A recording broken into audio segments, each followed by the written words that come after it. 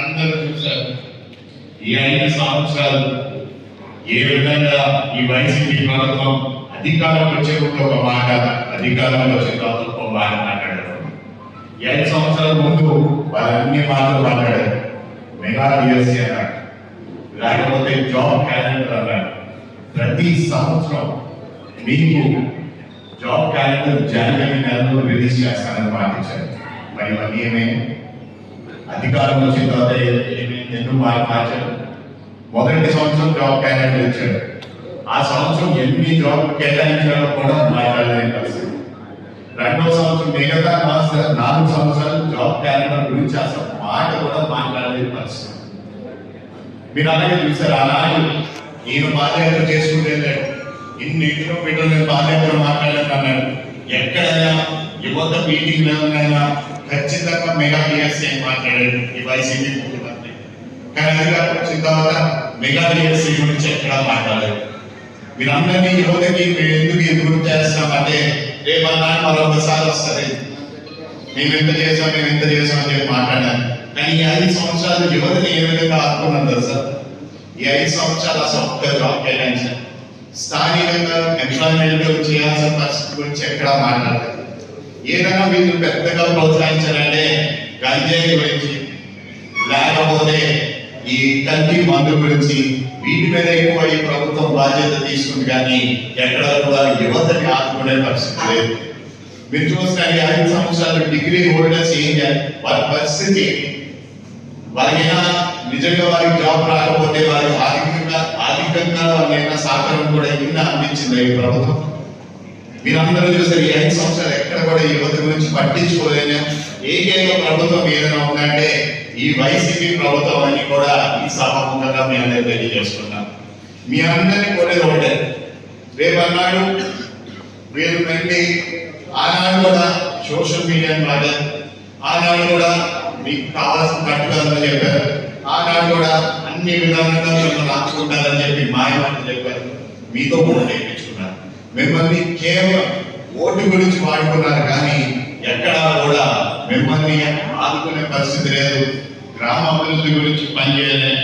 ఆనాడు మీరు మాట్లాడింది ఏంటంటే మేము యువతని ఖచ్చితంగా రేపు అలాంటి ఎంప్లాయ్మెంట్ ఇస్తామని చెప్పి మాట్లాడింది మాయమాటలు తప్పించి ఎక్కడ కూడా ఆదుకునే పరిస్థితి. ఈరోజు మనం ఈ 5 సంవత్సరాలు చూస్తే మన అభివృద్ధి, నేనైతే మాత్రం ఖచ్చితంగా ఒకటి మాట చెప్తాను, మన పార్లమెంట్ పరిధిలో ఎక్కడా కూడా అభివృద్ధి ఈ 5 సంవత్సరాలు కూడా జరగలే.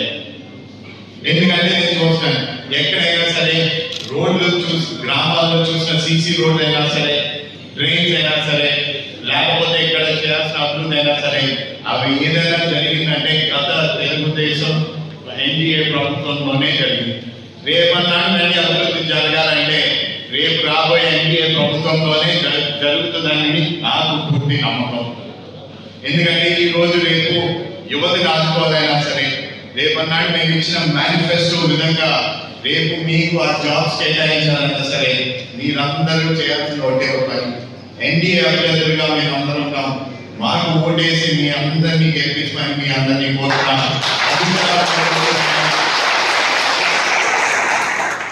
అధికారంలో వచ్చిన మనం రిలీజ్ చేసిన ఉమ్మడి మేనిఫెస్టో ఖచ్చితంగా అందులోని యువతకి మేము ఇచ్చిన హామీ 25 లక్షల జాబ్లు 5 సంవత్సరాలు మేము ఇస్తున్న హామీని ఖచ్చితంగా మేము నెరవేర్స్తామని కూడా ఈ సభాముఖంగా వచ్చిన తర్వాత మీ అందరినీ ఆదుకుంటాం, మీ అందరి సమస్యలకి పరిష్కారం మేమవుతామని కూడా ఈ సభాముఖంగా ఇంకా ఉన్నది సుమారు 7 రోజులు. మీ అందరినీ కోరేది ఒకటే, రేపన్నాడు ఈ 7 రోజులు మీరు బాధ్యత తీసుకుని ప్రతి ఇంటికి వెళ్ళాలి. ప్రతి ఇంటికి వెళ్ళి మన ఉమ్మడి మేనిఫెస్టో గురించి ప్రతి అంశం గురించి మీరు మాట్లాడాలి. ప్రతి అంశం గురించి మాట్లాడటం పాటు ఇక్కడ పోటీ చేసిన అభ్యర్థుల గురించి మీరు మాట్లాడాలి.